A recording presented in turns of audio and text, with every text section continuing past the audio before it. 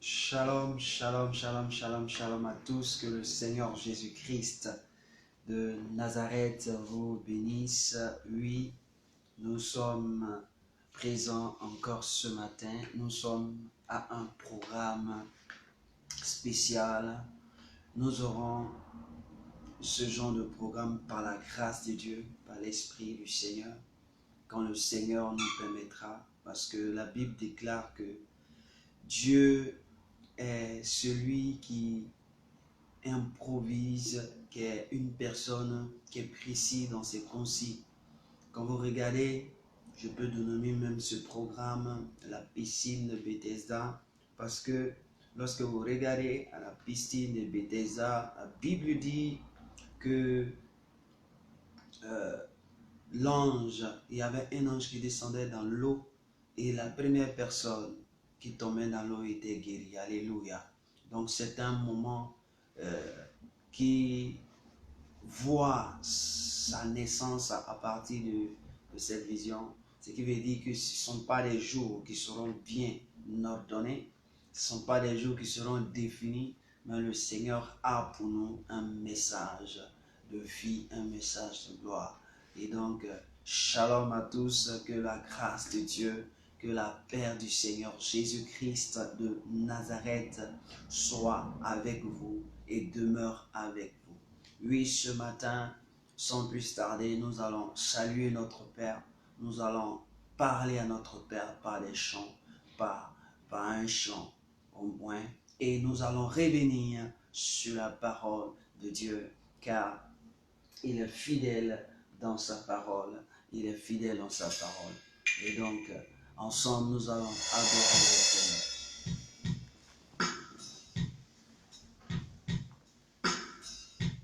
Wow! Adore le Seigneur avec moi ce matin. Tu vas adorer le Seigneur avec moi. Oui, tu vas l'adorer avec moi. C'est important d'adorer ton Dieu. C'est important d'adorer Jésus-Christ de Nazareth. Oui, le Seigneur, il est bon, il est merveilleux. Il est excellent. Il est excellent, il est excellent, il est excellent. Il est excellent.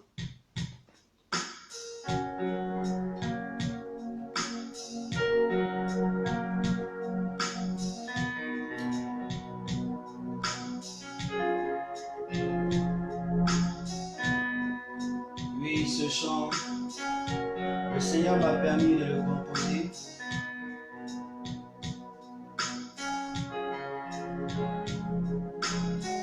Le lundi, le 8, le 7,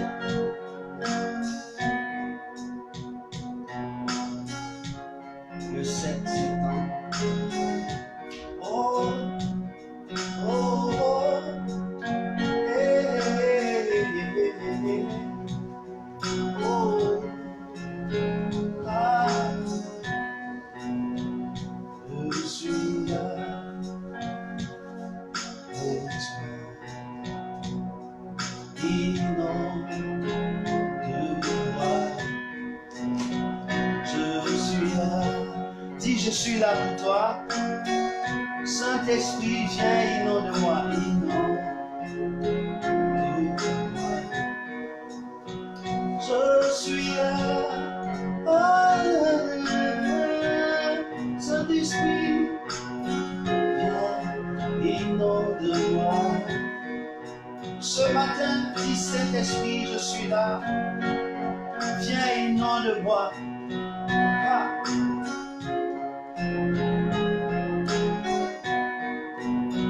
Je suis là. Saint-Esprit, viens, inonde-moi. Je suis là pour toi. Viens, inonde-moi. Je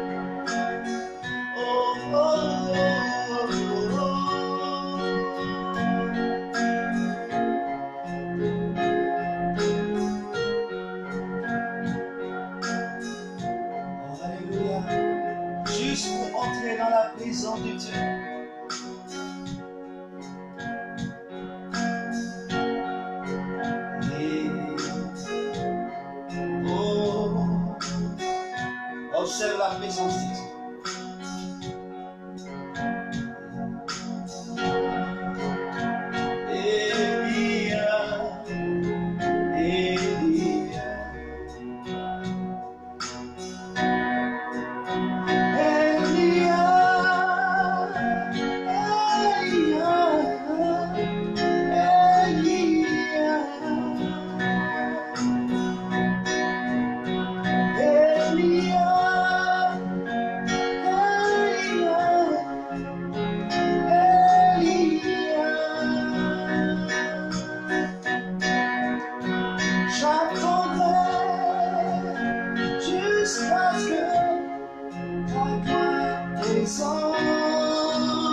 Seigneur, ce matin, j'attendrai jusqu'à ce que ta parole t'entende,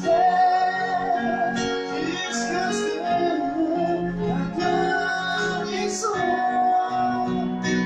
Oh, oh, oh, attendrai jusqu'à ce que ta gloire descende.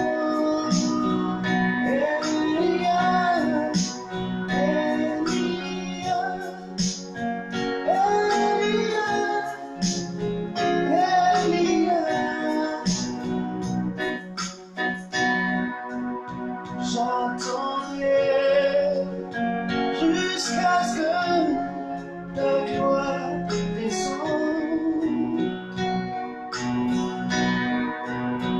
Je suis là pour toi. Dis-moi de moi. Je suis là pour toi.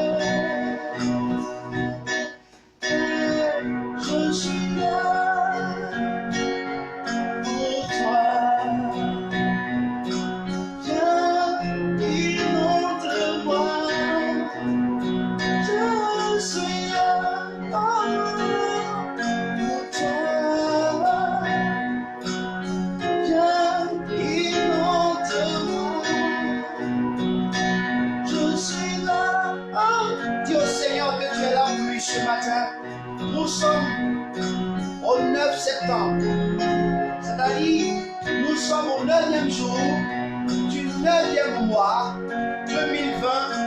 Oui, le chiffre 9 est doublé, il y a une grâce doublée, il y a une grâce du Seigneur qui est doublée, il y a l'onction de Dieu qui est doublée, il y a la grâce de Dieu qui est doublée, il y a la paix de Dieu qui est doublée, il y a la gloire de Dieu doublée.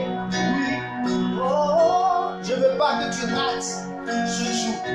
Oui, si tu étais une personne qui avait perdu beaucoup de choses, mais laisse-moi te dire que ce matin, le Seigneur va renouveler, il va renouveler tes grâces, il va renouveler ta présence, il va renouveler ce que tu es, il va renouveler tout ce dont tu espérais avoir, et que par la suite, la circonstance, par la suite des moments, des problèmes, des sujets de ta vie, tu les as perdus. Laisse-moi te dire que ce matin, le Seigneur va te redonner vie. Oh, oh, je suis là pour toi.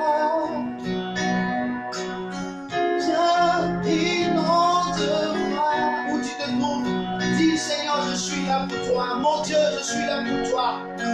Viens,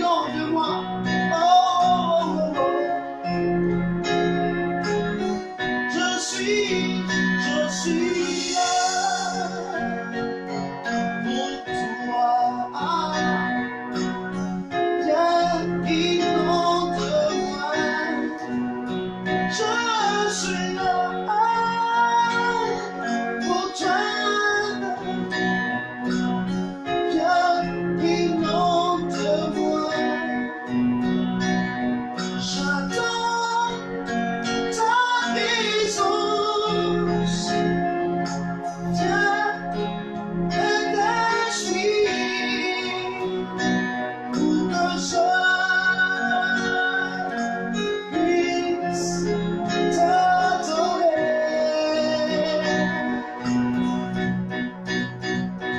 J'attends ta présence. Viens dans ma vie pour que je puisse t'adorer.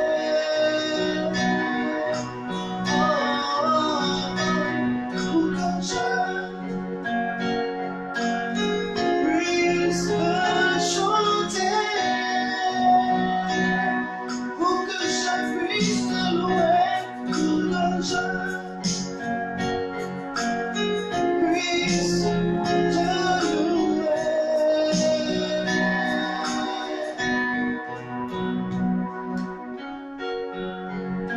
Ta présence vient dans ma vie pour que je puisse t'adorer. Tes enfants attendent ta présence. Dans ta maison, viens dans ma vie que je puisse t'adorer. Oh, pour que je puisse t'adorer.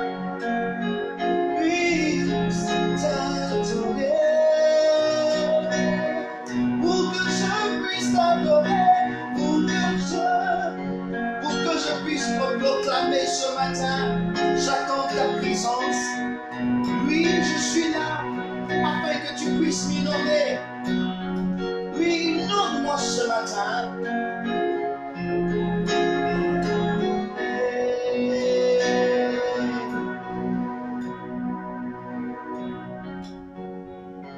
Elia, Elia,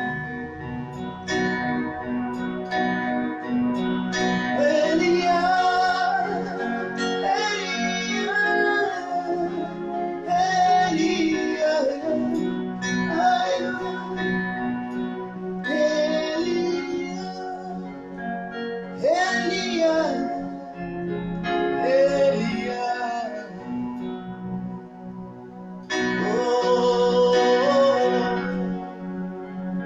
jusqu'à ce que ta gloire descende. Oh mon Dieu, je veux célébrer ton nom ce matin. Oui, les mancayaba. Oui, les mancayaba, sakaraba, kekarabusa. Oui, le Seigneur est fidèle, il est fidèle. Waouh, merci mon Dieu pour ta présence. Oui, merci Jésus-Christ, parce que tu es le maître des temps et des circonstances. Merci éternel des armées. Et ce matin, tu as une parole pour un frère, tu as une parole pour une soeur, tu as un message pour une famille, pour un pays, pour une nation. Et ce matin, je veux encore célébrer ta présence, célébrer ton nom, car tu es fidèle, car tu es merveilleux. Oui, la gloire revienne au Seigneur, la gloire revienne à mon Dieu, qui est souverain, qui est merveilleux, qui est puissant.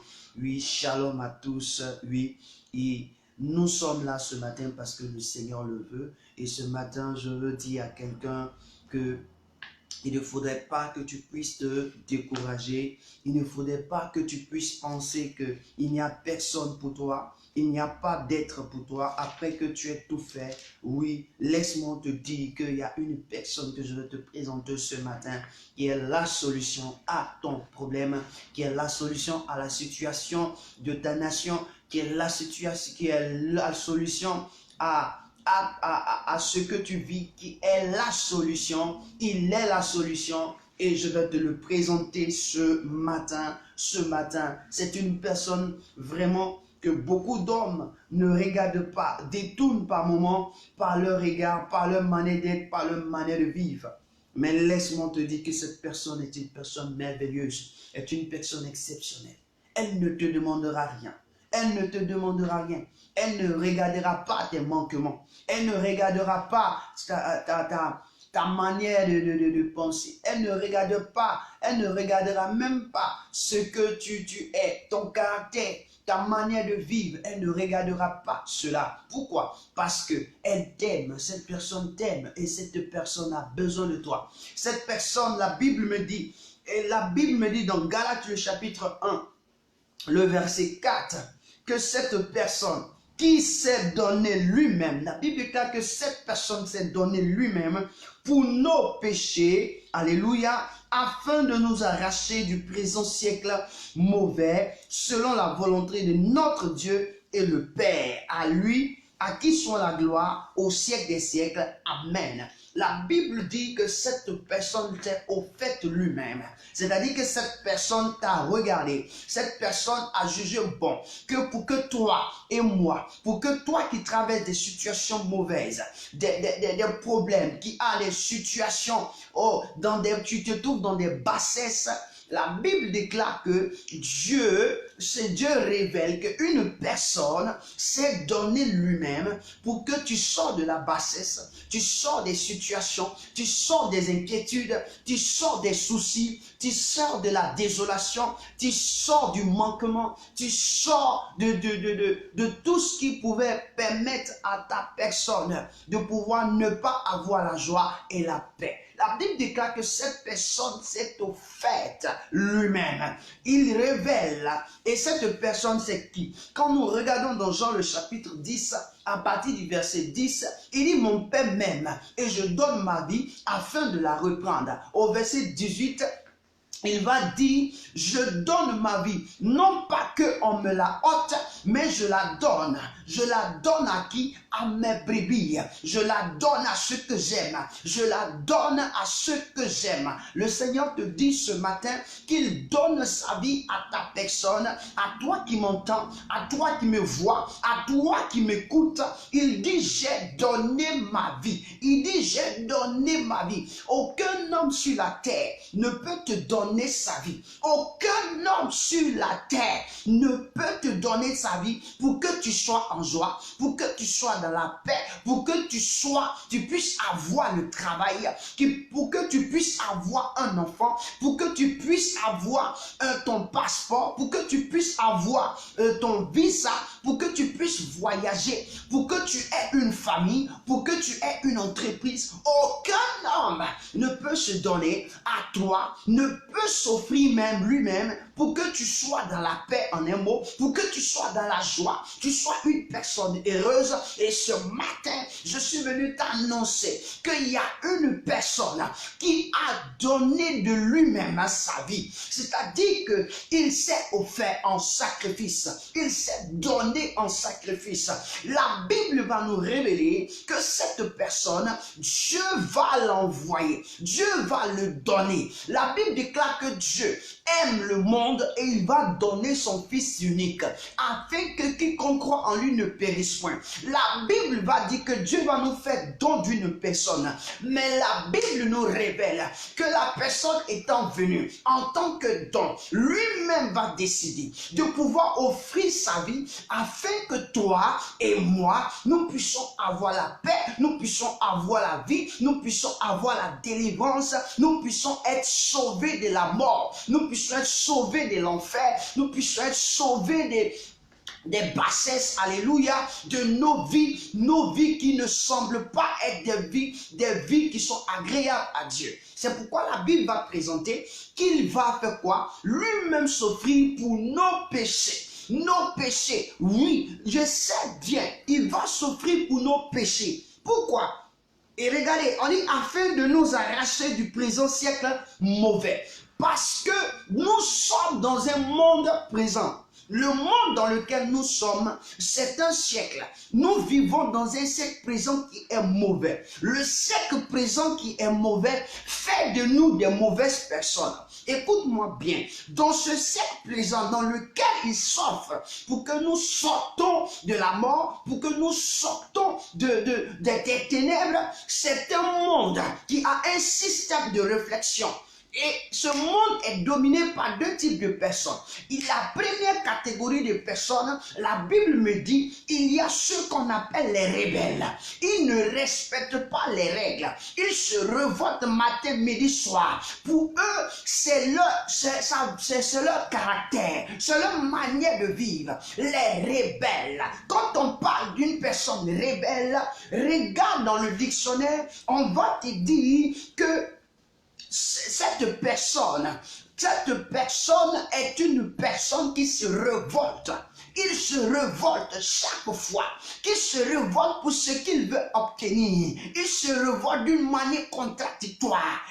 Amen. La Bible me révèle, quand je entre dans le mot rebelle, même en hébreu, la Bible dit que c'est une personne querelleuse. Quand une personne est rebelle, il aime faire les palabres. Il aime les palabres. Pour lui, à chaque moment, ce sont les palabres. Quand tu vois dans la vie de quelqu'un qui aime les palabres, c'est un homme rebelle.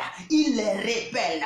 Parce que normalement, un rebelle qui aime les palabres, c'est-à-dire c'est sa définition, qui aime les palabres, c'est pas un homme de paix, c'est pas un homme de joie, c'est pas un homme qui peut te procurer la joie. Donc cet homme, quand tu vis avec lui, ou cette femme, quand tu vis avec elle, tu as tous les problèmes du monde. Tu as tous les problèmes du monde. Être le rebelle. Voici le monde dans lequel nous sommes. Il y a assez de rebelles. Il y a des hommes qu'on appelle, ils sont des hommes réfractaires. Ce sont des hommes désobéissants. Ils sont prêts à chaque moment à désobéir. Quand on dit rebelle, c'est une personne qui aime désobéir. Or, dans la Bible, le premier homme qu'a créé Dieu, avec sa sueur, avec son amour, avec ses mains, avec ses propres désirs, la Bible déclare que le premier homme a désobéi à celui qui l'a créé. Donc l'homme étant rebelle dans ce monde a fait de ce monde un siècle présent mauvais. Et donc nous sommes dans un siècle présent rempli de rebelles. Quand il va dans toutes les nations, que ce soit dans les nations qui se trouvent au nord, au sud, à l'est, à l'ouest, passant par le centre de la terre, nous allons trouver uniquement que des rebelles à leur créateur, des rebelles à Dieu, des rebelles à celui qui les a créés. Ils refusent de vivre comme le Seigneur, l'Éternel le veut.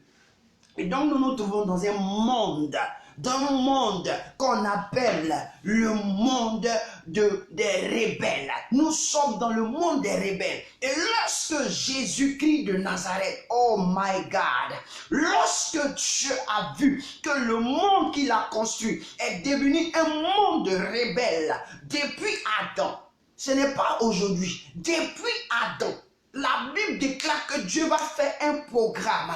Lui qui a créé l'homme va faire un programme alléchant.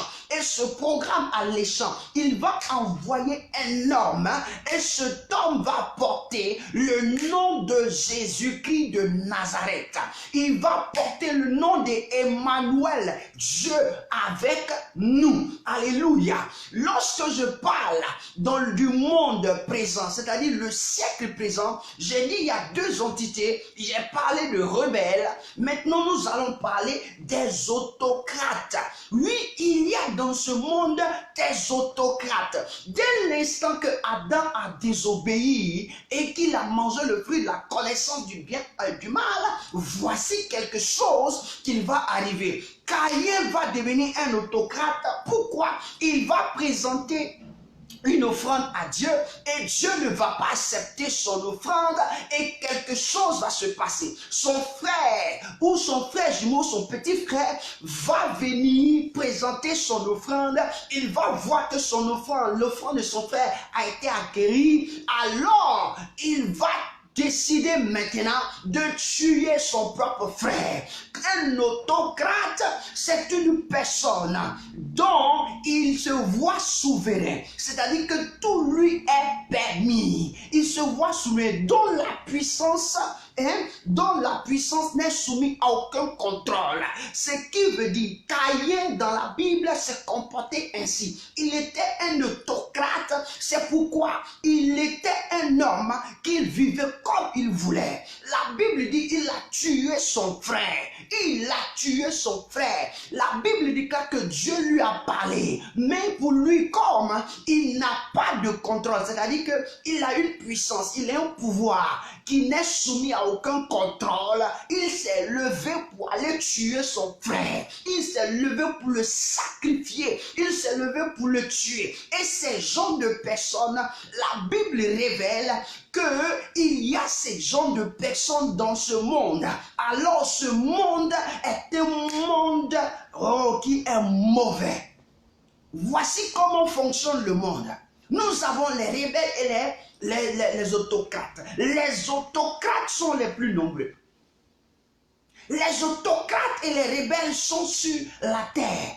Et donc, puisque ces hommes sont sur la terre, Dieu ayant compris qu'il y a les rebelles, ceux qui désobéissent, les autocrates, qui se voient comme Dieu sur terre. Ils se voient comme Dieu sur terre. Leur décision doit prôner partout. Leur pensée doit prôner partout. Leur œuvre doit prôner partout. Il n'y a aucun contrôle qu'on peut faire. Et c'est ce qui se passe sur la terre des humains. C'est ce qui se passe dans ce monde. Il y a une injustice tel que le nom, on ne peut pas même le dire. On ne peut pas donner un nom. C'est pourquoi le Seigneur, ayant vu que dans ce monde qu'il a créé, il y a des rebelles, il y a des autocrates, il va se lever. Dieu, créateur des cieux et de la terre, va se lever et il va venir porter un flambeau, le flambeau de la vie. Il va donner sa vie, il va donner un enfant, il va donner son fils unique.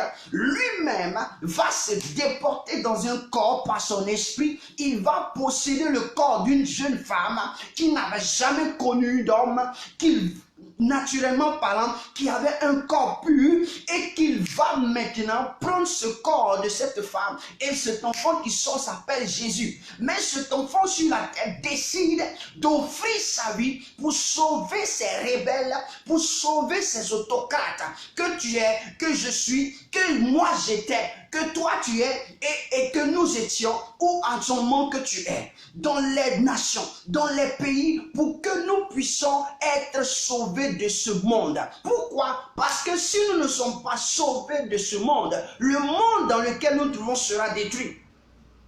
C'est pourquoi vous voyez, il y a des intempéries. Il y a plein d'intempéries. Je suis venu t'annoncer qu'il y a une personne qui est capable de tout changer, l'histoire de ta nation, l'histoire de ton peuple, l'histoire de ton pays, parce que c'est lui qui s'est offert. Un homme sur la terre ne peut s'offrir. Un homme avec ses projets qu'il a pour toi ne peut te rendre heureux. Mais c'est lui qui a fait le projet le plus merveilleux. La Bible déclare qu'il s'est donné lui-même afin de nous sauver de nos péchés. Quand on parle de nos péchés, c'est nos limitations, c'est nos œuvres ténébreuses. Là où nous sommes limités, là où nous sommes dans la bassesse, lui-même s'est offert.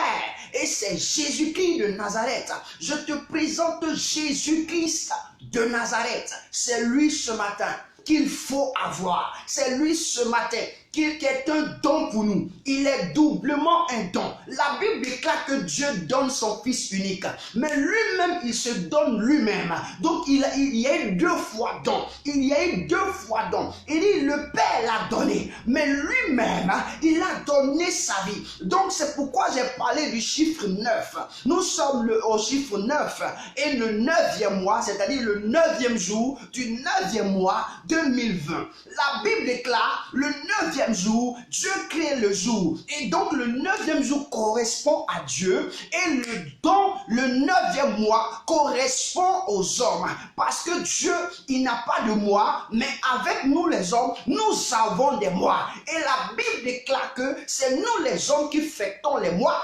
Alors Jésus, qui est un don de nous, qui est un don parmi les hommes, représente une entité de moi. Et ce moi est un don pour toi. Le don ou le Seigneur, le don que le Seigneur a fait de sa vie, te donne d'être racheté, te donne d'être transformé. Il est venu pour te libérer. Il est venu pour te transformer. Il est venu pour restaurer ta vie. Il est venu pour que ta vie soit une vie joyeuse, une vie de paix, une vie de restauration, une vie de gloire.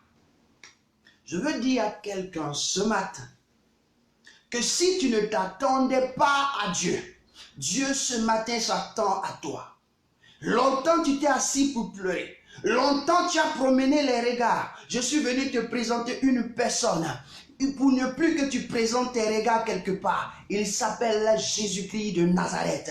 L'homme qui s'est sacrifié pour que tu te trouves dans un foyer. L'homme qui s'est sacrifié pour que tu aies ce âge. L'homme qui s'est sacrifié pour que tu puisses compter tes dents et que tu aies 28 dents. L'homme qui s'est sacrifié pour que tu puisses effectuer un petit voyage de l'Afrique en Europe. L'homme qui s'est sacrifié pour que tu puisses connaître ce qu'on appelle le soleil, la lune, les étoiles. L'homme qui s'est sacrifié pour que tu puisses voir le jour. Il s'appelle Jésus-Christ de Nazareth. Lui qui est à côté de toi, ou celui que tu penses être ton confident le plus intime, qui te néglige matin, midi, soir, ou ta confidente la plus intime, ou ton père le plus précieux, ou ta mère la plus confiante, qui te néglige, laisse-moi te dire, ils ne peuvent rien, ils ne peuvent pas changer quelque chose en toi, mais celui qui a changé ta vie, il s'appelle Jésus-Christ de Nazareth. La seule chose, c'est de tourner ton regard vers lui. La Bible dit, quand tu tournes ton regard, il est venu se présenter à toi pour que tu puisses comprendre qu'il est là, il est présent et qu'il te voit. Et c'est pourquoi ce matin, je suis venu te donner ce don. Oui, il a donné sa vie. Je dis bien, il a donné sa vie pour toi. Il dit, je la donne pour mes brebis. Il dit, je la donne pour mes brebis. Alléluia. Il dit, je donne ma vie. Non pas comme on me l'arrache. C'est-à-dire qu'il n'était pas contraint à donner sa vie. Il n'y avait pas de contrainte. Une personne te donnera son argent avec contrainte. Une personne te donnera son amour avec contrainte. Une personne te donnera ses biens avec contrainte. Une personne te donnera des conseils avec contrainte. Mais lui, il n'a pas fait cela avec contrainte. Il a fait d'un amour glorieux. Il a fait d'une joie parfaite. Il dit, voici ce qu'il confirme dans sa parole. Il dit, personne ne me l'ôte, mais je la donne de moi-même. J'ai le pouvoir de la donner et j'ai le pouvoir de la reprendre. Il dit, j'ai le pouvoir de la donner. C'est-à-dire qu'il a eu le pouvoir. Donc s'il te donne sa vie, imagine la vie de quelqu'un. Imagine la vie de quelqu'un. C'est le plus précieux bien du monde. Le plus précieux bien du monde. Aujourd'hui, il n'y a pas dans le monde, il n'y a pas plus précieux de bien qui se trouve dans le monde au-delà de la vie d'un être humain. La vie d'un être humain on ne peut pas le payer. Je veux dire, ne peut pas être mesuré à partir de l'argent, non. La vie de Christ, le Fils de Dieu, lui qui est venu sur la terre, sa vie est une vie qui est précieuse. Et si cette personne t'offre cette vie précieuse, attrape cette vie précieuse. Je suis venu te dire que cet homme est venu mourir à la croix pour toi, pour que tu sois sauvé, pour que tu sois délivré, pour que tu sois restauré, pour que ta vie soit en joie. Aujourd'hui, c'est un don parfait. Il t'a donné, Dieu s'est révélé doublement à toi ce matin. Je suis venu annoncer à quelqu'un, si à cause des situations, des problèmes que tu traverses, si tu as perdu le contrôle, les regards sur Dieu, si tu as perdu ta grâce que le Seigneur t'avait donnée, aujourd'hui Dieu va redoubler. Pourquoi? Parce que la Bible déclare qu'il s'est offert lui-même pour nous délivrer de nos péchés, pour nous arracher du monde de l'enfer. Et pourquoi? Pourquoi? Quand il te délivre, c'est qu'il régénère en toi. La vie qu'il a offert, dans la vie de Christ, il y a ce qu'on appelle les dons spirituels. Quand tu regardes les dons spirituels, les dons spirituels se trouvent dans la vie de Jésus-Christ. Et je déclare ce matin que tout ce qui était don, qui n'était pas encore manifesté, se manifeste maintenant. Tout ce qui était caché, enfui, à cause de la désolation, puisque Christ s'est offert pour toi et que tu as entendu, se renouvelle maintenant au nom puissant de Jésus-Christ de Nazareth. Je déclare ce matin, oui, la Bible dit, le Seigneur dit dans sa parole, dans 1 Corinthiens chapitre 12, il dit voici, à partir du verset 4, il y a divers dons, mais le même esprit, diversité de ministères, mais le même Seigneur, diversité d'opérations, mais le même Dieu qui opère en tous. C'est pourquoi ce matin, je décrète que Dieu opère en toi, que Dieu opère en toi. Il dit, oh, à chacun, la manifestation de l'esprit est donné pour l'utilité commune. C'est pourquoi je décrète ce matin, puisque nous sommes au 9e jour, qui était don, je décrète ce matin que l'esprit te soit donné, que l'esprit te soit donné pour que l'utilité commune soit au nom puissant de Jésus-Christ de Nazareth. En effet, l'un est donné par l'esprit une parole de sagesse. Je proclame dans ta vie, puisque Christ s'est offert, que la parole de sagesse te soit accordée. Que la parole de sagesse te soit accordée. Je décrète dans ta vie, la parole de connaissance te soit accordée. Je décrète dans ta vie, la parole de connaissance. Je décrète ce matin, la foi dans ta vie. Je décrète ce matin, la foi comme don. Oui, parce que tu as besoin de cette foi pour voir les œuvres de Dieu, pour croire, pour accéder à des niveaux exceptionnels. Je décrète maintenant le don d'opérer, le don des guérisons, le don des guérisons. Je décrète que cela se renouvelle maintenant. Je décrète que cela se renouvelle maintenant. Je décrète que cela se renouvelle maintenant. Je décrète ce matin le don d'opérer des miracles dans ta vie, le don d'opérer des miracles. Je décrète la prophétie. Je décrète la prophétie. Je décrète la prophétie en ce 9e jour du 9e mois qui représente un témoignage de don. Il représente, la Bible déclare sur la déposition de 2 ou de 3, la chose est vraie. Lors le chiffre 9 a un témoignage. Je décrète que là où tu te trouves, qu'il y ait la prophétie manifeste, que la prophétie se réveille, qu'il y ait réveil. Car Christ est offert, il a offert sa vie et dans sa vie, il y a prophétie. Je décrète ce matin que dans sa vie offerte, il y a discernement. Je décrète que le discernement soit ton partage, le discernement des esprits. Même pas quel discernement, mais le discernement des esprits, le discernement des esprits, le discernement des esprits. Je décrète la diversité des langues.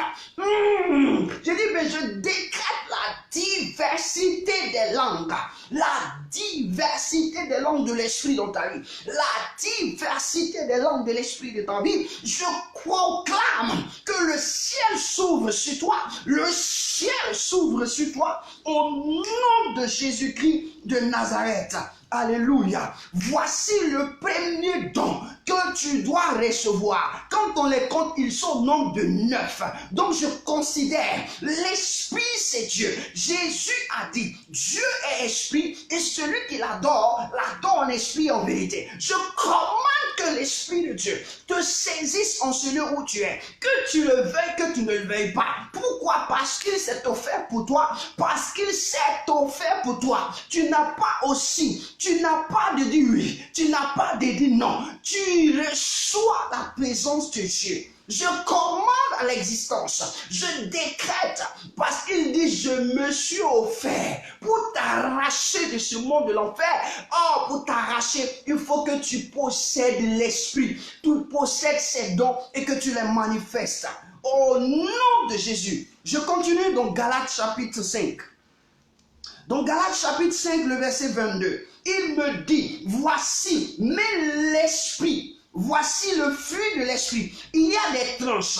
Le fruit de l'esprit. Pour que tu manifestes d'une manière glorieuse, d'une manière puissante, les dons que tu as reçus en ce moment et qui ont commencé à se manifester, qui ont commencé à se faire voir dans ta vie, tu vas voir ces choses se révéler. Voici ce qu'il faut. Il dit, voici ce qu'il faut. Il dit, c'est l'amour. Je décrète que ces fruits, les dons de l'esprit, les dons que le Seigneur te donne, les dons que Dieu t'a donné en ce moment, maintenant se manifestent dans l'amour, se manifestent de l'amour, se manifestent dans la joie, se manifestent dans la paix, se manifestent dans la patience, se manifestent dans la bonté, se manifestent dans la bénignité, se manifestent dans la fidélité, se manifeste dans la douceur, se manifeste dans la tempérance. Au nom de Jésus-Christ, c'est le fruit de l'amour. Quand on parle du fruit de l'amour, le fruit de l'amour commence de l'amour, la joie, c'est un fruit, mais il est composé. Il est composé d'amour, il est composé de joie, il est composé de paix, il est composé de patience, il est composé de bonté, de la bénignité, de la fidélité, de la douceur, de la tempérance. Et quand tu les comptes, c'est au nombre de 9. Donc nous sommes au 9e jour du 9e mois 2020 pour que tu accomplisses ce que le Seigneur t'a donné. Le Seigneur s'est offert pour que toi, le Seigneur s'est offert pour que toi, tu puisses les avoir en toi et les manifester. Ce n'est pas une histoire de je suis chrétien. Ce n'est pas une histoire de quelqu'un qui est païen. Que tu sois un homme, le Seigneur s'est offert pour toi. La Bible déclare que Dieu est avec nous. Donc il est venu sur la terre. Lorsque nous lisons Proverbes, le chapitre 8, nous allons comprendre que Dieu aime l'homme, que Dieu aime vivre au milieu de l'homme. Donc s'il est venu s'offrir pour toi, il est venu pour s'offrir à toi qui m'entend, qui n'a jamais accepté le Seigneur Jésus. Ce n'est pas une histoire d'accepter, c'est une histoire de recevoir la vie de quelqu'un qu'il t'a donné. Je proclame que la vie qu'il a perdue à la croix, il a perdu, il l'a donné au monde, dans ce monde, pour que toi tu vives, te contamines, que tu rêves à la vie de Christ, que tu manifestes les dons, que tu manifestes pleinement les dons, en n'importe quel lieu et en n'importe où. Je décrète cela ce matin, parce que c'est le temps pour toi. Homme, tu n'as pas été créé par ce monde, tu as été créé par celui qui donne sa vie pour toi, parce qu'il n'y a personne qui puisse donner sa vie, si ce n'est celui qui t'a créé qui connaît ta valeur, si ce n'est celui qui t'a créé. Et la Bible me dit que c'est pour Christ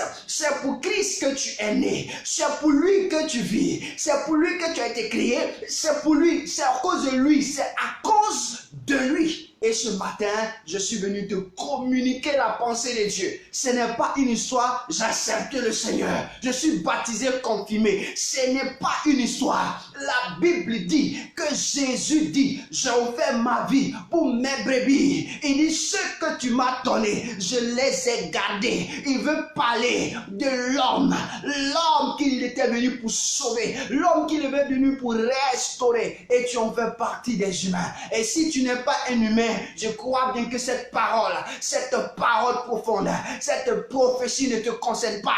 Mais si tu es un homme humain, un être humain, tu es concerné et je décrète que en ce lieu où tu te trouves, que ta maison soit éblouie de la gloire de Dieu, soit éblouie de la puissance de Dieu, parce qu'il y a trop d'autocrates et des rebelles. Et pour que ceux-là puissent disparaître, pour que ce royaume soit détruit, il faut que Dieu se saisisse de tout ce qui l'a créé.